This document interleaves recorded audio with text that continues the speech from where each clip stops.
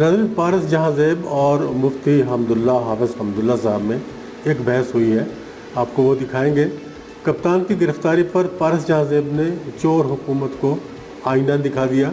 अगर घड़ी की चोरी पर कप्तान को जेल भेजा तो फिर मुल्क लूटने पर तुम्हें तो सज़ाए मौत होनी चाहिए। बहुत सख्त गुफ्तगू की गई इस प्रोग्राम में, आप देखिए। उसके बाद हम आपके साथ मज़ीद गुफ्तगू करेंगे, इस पर अपना रिएक्शन भी देंगे। आप पहले ये वीडियो देखिए। मुनीर इस मुल्क पे आसिफ, ये हाफ़िज़ हमदुल्ला साहब वो शख्सियत हैं जिनके पास अपनी ज़ाती कोई दलील नहीं होती। जो कुछ पार्टी ने, उनके पार्टी के बड़ों ने उनको फीड कर दिया है, उन्होंने वही बोलना है। और दूसरी इनकी एक क्वालिटी और भी है कि ख़वातीन पर अगर कीचड़ उछालना हो तो ये अपना सानी नहीं रखते।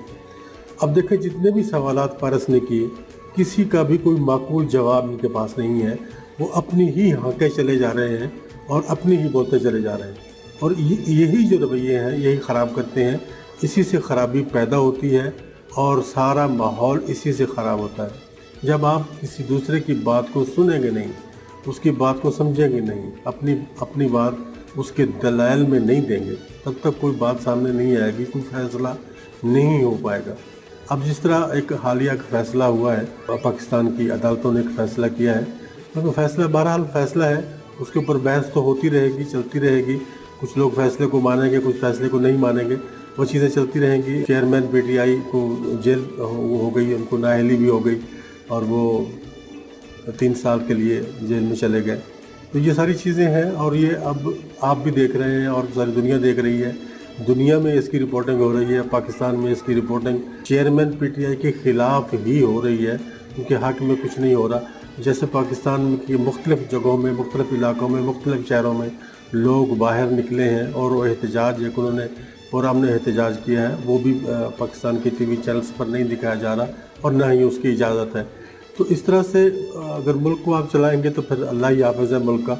कुछ थोड़ा सा इंसाफ कायम करें और उसके हिसाब से चलें, तो फिर ये मुल्क आगे भी बढ़ेगा, तरक्की भी करेगा। और ये जो हाफ़िज़ हमदुल्ला जैसे लोग हैं, इनसे प्लीज़ थोड़ी सी परहेज़ करें और इनके मशवरों पर भी अमल ना करें। और इस तरह के लोगों को अगर आप सामने लाएंगे और तो फिर ये कुछ होगा जो कुछ हो रहा है मुल्क में।